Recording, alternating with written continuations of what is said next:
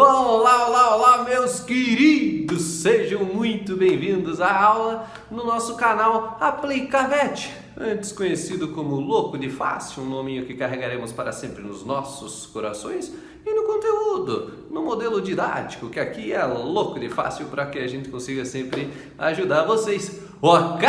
E nesta aula agora então falaremos sobre esôfago. Sim, sobre esôfago, sobre a sua anatomia e aí algumas particularidades, algumas aplicações que é sempre interessante de a gente abordar. Ok? Então vamos lá. Primeiro, o que é o esôfago? Quem é o esôfago? O esôfago é um órgão do sistema digestório que é um órgão tubular e muscular que comunica a faringe ao estômago. Então ele vai da faringe até o estômago dos nossos queridos animais. Por que isso? Porque a sua função é basicamente conduzir o alimento que o animal acabou de ingerir daqui da faringe até o estômago, daqui da região da garganta até o estômago. Então logo após a deglutição, esse alimento entra no esôfago e aí por movimentos peristálticos ele vai sendo conduzido até o estômago para que lá ocorra o processo de digestão, certo? Então este é o caminho principal, sua função primordial, porém, em algumas espécies também é importante o caminho inverso.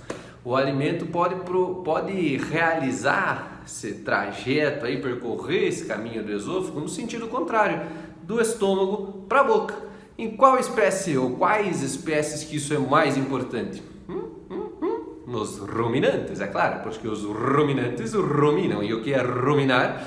É retornar as fibras lá que eles têm todo um processo. Aliás, o primeiro vídeo do canal da história do Louco de Fácil eu falo bastante sobre isso. Por que os ruminantes ruminam e tal, e como que é esse processo. Então se tiver curiosidade, dá uma olhada lá. É por que a vaca é vaca e o cavalo é cavalo, alguma coisa assim. E aí lá eu explico por que esse processo no ruminante é muito importante. Então eles retornam aquele alimento que eles acabaram de ingerir, mastigaram rapidamente, só engoliram e tal. Depois eles regurgitam para que ele mastigue novamente. E aí sim, mastiga com calma, deglute, regurgita, mastiga, deglute, regurgita, mastiga e assim vai, certo? Então nos ruminantes esse trajeto em dois sentidos é muito importante.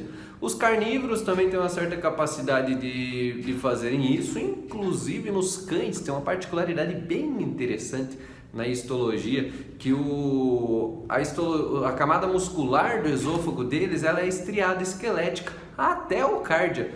Vocês lembram que o músculo estriado esquelético é aquele que é de controle voluntário, ou seja, o cão ele consegue controlar todo o seu esôfago, ou seja, quando o seu cãozinho vomitou no seu sofá, ele o fez de propósito.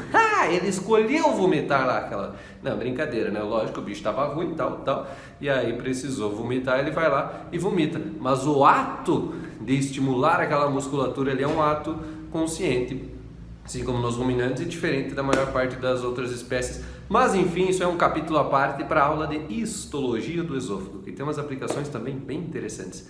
Mas vamos lá, retornando então, agora por exemplo, no cavalo é o extremo contrário, o cavalo ele não consegue nunca retornar, a não ser que o alimento pare no próprio esôfago. Se tiver alguma constrição, por exemplo, algumas das afecções que falarei mais à frente, aí sim ele trava no meio do esôfago, aí sim ele pode voltar. Agora, se chegou até o estômago, em teoria, ele não volta mais para o esôfago. Ok? Então, basicamente é isso. O esôfago é um órgão para a condução do alimento da faringe até o estômago. Por isso que ele é um órgão tubular, ele é um tubo, um caninho para levar o alimento, certo? E muscular, o principal componente da sua camada média é a musculatura, porque ele precisa, dessa musculatura para conduzir o alimento. Então ele é um órgão relativamente maleável, ele não tem uma estrutura rígida como a traqueia, por exemplo. Ok? E aí, o esôfago, como tudo na vida, ele é composto por camadas e como quase tudo na vida, são essas três camadas. Camada interna, que ali é a mucosa e a submucosa, camada média, que é a muscular, e a camada externa, que é a serosa ou adventícia. No pescoço, que é a adventícia, no tórax, depois no abdômen, é a serosa. Mas enfim, são detalhes histológicos, só para revisar aqui, não vou entrar muito em detalhes, senão invade aí toda a aula de anatomia. Um dia eu posso gravar um vídeo especificamente falando da histologia, mas então vamos lá, vai lá direto ao que interessa: anatomia do esôfago. Ele é dividido em 3 regiões. Então, o que há de importante é se saber no esôfago, principalmente isso, e aí a localização de cada uma delas, porque elas vão estar relacionadas a afecções e acessos diferentes. Então, o esôfago ele é dividido em 3 regiões, de acordo com a parte do corpo do animal aonde ele está passando. É louco de fácil. Veja só, o esôfago sai da faringe e vai até o estômago, certo? Então, primeira parte dele, ele está passando pelo pescoço. Então, esta é a região cervical do esôfago, certo? Região cervical. Aí depois ele entra no tórax, região torácica, e aí ele entra no abdômen, região abdominal. Acredite se quiser, certo? É louco de fácil. Região cervical, região torácica e região abdominal. Qual que é a localização anatômica do esôfago em cada uma das suas regiões? Primeira delas, na região cervical. O esôfago ele está posicionado exatamente dorsal à traqueia, então ele está por cima da traqueia, então aqui na região da garganta, faringe, na laringe, a laringe está posicionada ventralmente e o esôfago começa dorsal a ela, então ele sai exatamente dorsal à laringe e aí ele vai passando dorsal à traqueia, se deslocando levemente à esquerda. Então, conforme ele vai percorrendo o pescoço do animal, ele vai se direcionando para a esquerda, que no meu caso é para esse lado, né? Então, ele vai se deslocando à esquerda, de tal forma que, ao entrar no tórax, quando chega aqui nessa transição, ele está exatamente na diagonal esquerda, sabe? Ele não está nem na lateral esquerda, ele não está nem dorsal, ele está no meinho, certo? Então, ele está bem na diagonal, bem apontando para o canto assim. Então é localização dorsal, levemente deslocada à esquerda. Isso é muito, muito importante. Por exemplo, em cavalos, quando a gente vai passar a sonda no animal, se você quer conferir que se a sonda está passando no esôfago ou não, você vai lá e você palpa o esôfago. Palpa de que lado? Lado esquerdo, certo? Lá nos bovinos, nos ruminantes, a mesma coisa. Ah, o cachorro, nossa, eu acho que ele está com um corpo estranho, eu acho que parou no esôfago. Você vai procurar o esôfago para palpar. Normalmente ele não é palpável, mas se ele tiver um aumento de volume ali, ele pode se tornar palpável. Então você vai fazer a pesquisa do esôfago. Aí você vai por onde? Lado esquerdo. Ah, porque ele fica do lado esquerdo? Não, levemente deslocado à esquerda. Ó, cá seria, por exemplo, na posição de 2 horas ou 10 horas, dependendo do lado que vocês estão olhando, sabe, no relógio, no cantinho ali, ó, pá, certo? Então lembre-se disso. Até inclusive no filme O Regresso, filme lindaço, na hora que o Leonardo DiCaprio lá ele briga com o urso tal, não sei o que, ele toma uma punhada do urso lá e aí machuca o esôfago dele. Por que a gente sabe disso? Porque a hora que ele vai tomar água, depois a água vaza. E vaza de que lado? Lado esquerdo. Por isso que esse filme é perfeito. Até a anatomia eles sabiam. Certo? Então lembre-se disso. Ah, eu quero acessar cirurgicamente o esôfago. Lado esquerdo. Certo? Ah, lado esquerdo. Então lembre-se disso. Ok? Aí ele vai percorrendo dorsal à traqueia, entra no tórax. E aí existe essa transição cérvico-torácica. O esôfago está saindo do pescoço e entrando no tórax. Essa transição ela é importante, porque ali ele vai receber uma certa constrição, né? Porque é a entrada do tórax, também vai receber o contato ali com as pleuras no mediastino. Então é relativamente comum, por exemplo, quando o animal ele tem uma obstrução, essa obstrução tende a ocorrer, é uma tendência, não uma regra, mas é mais comum que essa obstrução ocorra bem nessa transição. Por exemplo, uma vaca, ela engoliu um abacate, ela engoliu um caroço de manga, que é comum. Aí esse corpo estranho, ele tende a travar bem nessa transição cérvico-torácica. Então, se você está suspeitando de uma afecção como essa, você vai tentar pesquisar diretamente nessa região, ok? Entrou no tórax, lembra que ele está dorsal à traqueia, a traqueia também entra no tórax, então o esôfago ele continua dorsal à traqueia, até que a traqueia se bifurca, a traqueia se divide. Aonde que ela se divide? Como que é o nome dessa divisãozinha aqui? Carina. Essa aí todo mundo sabe, essa aí ninguém erra, carina, né? Então a traqueia se divide na carina, mas o esôfago ele continua. Quando o esôfago continua no seu trajeto caudal ali, ó, aí ele vai passar por cima de quem? do coração. Então a localização anatômica do esôfago torácico é essa. Na parte do tórax, no seu trajeto cranial, ele está dorsal à traqueia, e após a bifurcação ali na carina, aí ele vai passar dorsal à base do coração. Então tá lá o coração, tem a base do coração, logo acima da base do coração é que passa o esôfago. E aí que existem também umas aplicações importantes. Por quê? É uma afecção que acontece aí principalmente nos neonatos, né? Ou quer dizer, ela é percebida já nos neonatos, é o megaesôfago, que é o que acontece? Basicamente, o megaesôfago ele pode ser de várias origens, certo? E aí em qualquer idade, mas eu já vou falar de uma específica aí. Mas enfim, megaesôfago, por definição, o que é? Geralmente quando há uma constrição do esôfago, há um ponto de estreitamento, há um ponto de constrição, aí ali fica mais estreito, então o esôfago vem se distendendo para conduzir o alimento, a hora que chega ali ele não consegue distender, ele não consegue abrir, porque tem alguma coisa ali que está apertando e ele não consegue abrir mais para passar o alimento. Aí o alimento começa a parar ali e isso vai engurgitando o esôfago cranial a ele. Basicamente, para ajudar a entender, é como se fosse um garrote. Imagina um garrote, quando a gente faz um garrote na jugular, por exemplo, você faz o garrote e aí ela engurgita na parte que está anterior àquele ponto ali de compressão, né? É mais ou menos isso que acontece no esôfago, no megaesôfago. Ele tem um ponto de constrição e aí o alimento tende a começar a se acumular antes. E isso vai provocando uma distensão. Então o esôfago ele aumenta de tamanho, ele começa a ficar bem maior do que o normal antes, começa a compactar alimento ali. Então este é o megaesôfago. E aí qual que é a relação dele com a base do coração, né?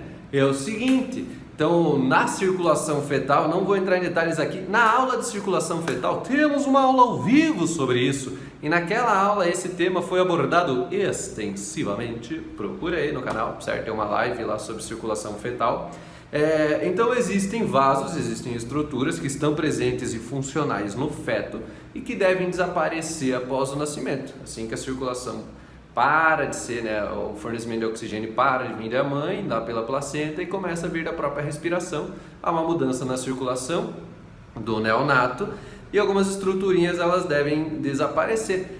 Quando não desaparecem, ou quando, por exemplo, às vezes a aorta está em um trajeto errado, ou ela está dividida, enfim, anomalias do anel vascular, como são conhecidos esses conjuntos de alterações que podem existir, elas, como elas estão ali bem na base do coração e é bem por ali que está passando o esôfago, essas anomalias podem levar à compressão do esôfago. Então o animalzinho, o filhotinho, ele tem ali uma estrutura, um vaso, um vestígio da circulação fetal que constringe o esôfago e isso leva a um megaesôfago nessa região.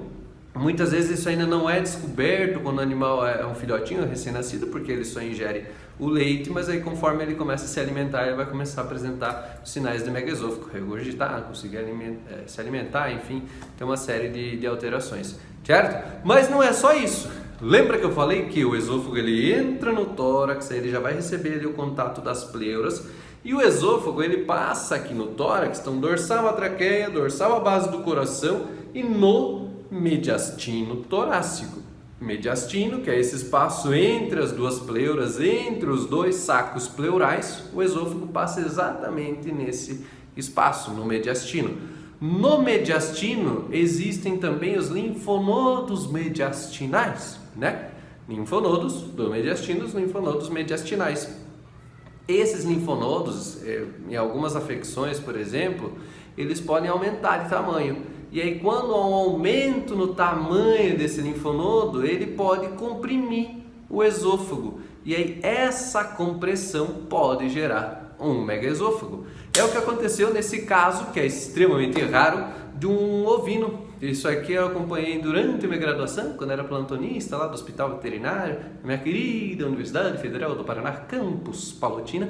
Então esta imagem aqui é de lá. É de um carneiro que foi atendido, ele tinha timpanismo recorrente, então ele ficava timpando, a gente ia lá, drenava o gás, ele ficava de novo, e não era difícil descobrir a origem disso, E aí, por que ele fica timpânico, né? Porque eles precisam eliminar o gás, constantemente está tendo muita fermentação no rumen e eles ficam eructando para eliminar o gás.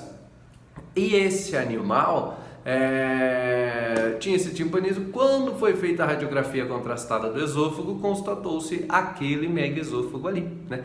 Então ele tinha um megaesôfago que é extremamente raro em ovinos. Se você for procurar nos livros de clínica, fala até acontece em bovinos e equinos. Pequenos ruminantes nem cita.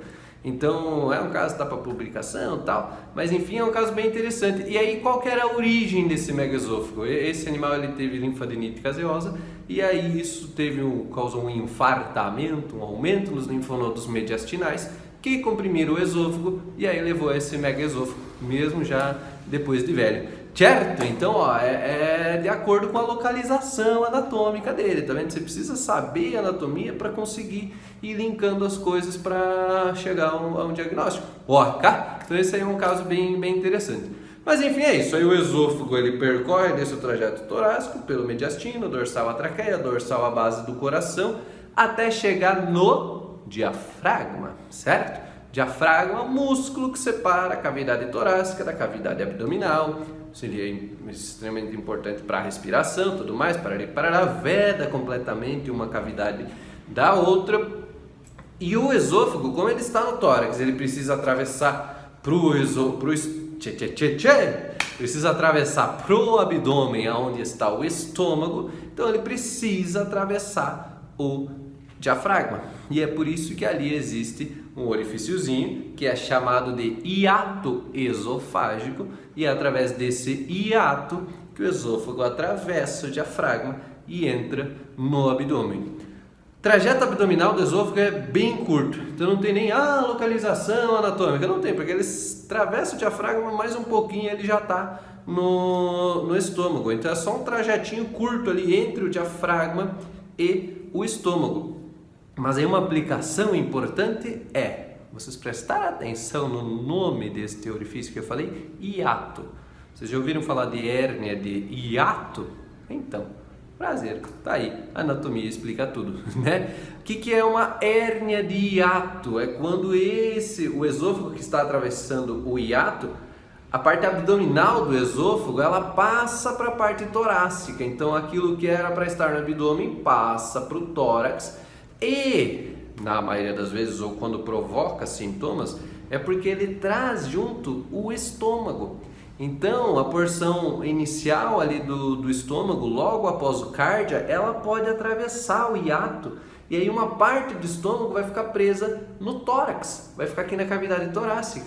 Isso é a hérnia de hiato. Aí vai começar a ter muita queimação, azia, refluxo. Por quê? Porque ali começa a se acumular o ácido, o animal tem dificuldades no fluxo do alimento e tudo mais. Aí aquele conteúdo que está acumulado ali, ele retorna para o esôfago, dá aquela queimação, enfim, as sintomatologias de hérnia de hiato, certo? Já acompanhei um caso uma vez num cavalo com hérnia de hiato. Então ela não é comum, mas acontece também nos animais. Certo? Então esta é a aplicação relacionada aí à porção abdominal. Lembrem da hérnia de hiato, aí você lembra que o esôfago ele é bem pequenininho e ele pode puxar o estômago junto para o hiato esofágico, que é o orifício que atravessa o diafragma. Também temos um vídeo sobre isso no canal, sobre a hérnia de hiato, mais especificamente. Ok? Então, esôfago, a anatomia dele é basicamente esta: o órgão tubular que vai da faringe até o estômago, dividido em 3 regiões: cervical, torácica e abdominal. Sendo que a cervical, sua localização anatômica é dorsal a traqueia, levemente deslocada à esquerda. Aí tem a transição cérvico-torácica, ele entra no tórax, ele vai entrar no mediastino torácico, passar dorsal a traqueia, dorsal a base do coração, onde é a região mais comum de acontecer o megaesôfago, e ainda no mediastino ele vai chegar até o diafragma, atravessa o diafragma pelo hiato esofágico, e aí tem uma pequena porção abdominal, de esôfago abdominal, e aí ele já chega no cárdia, que é o seu orifício de comunicação com o estômago. Ok? Este é o esôfago, tem algumas coisas relacionadas também à histologia, mas isso fica para um outro vídeo para ficar mais específico, separadinho. E é isso aí. Falou, valeu, aquele abraço!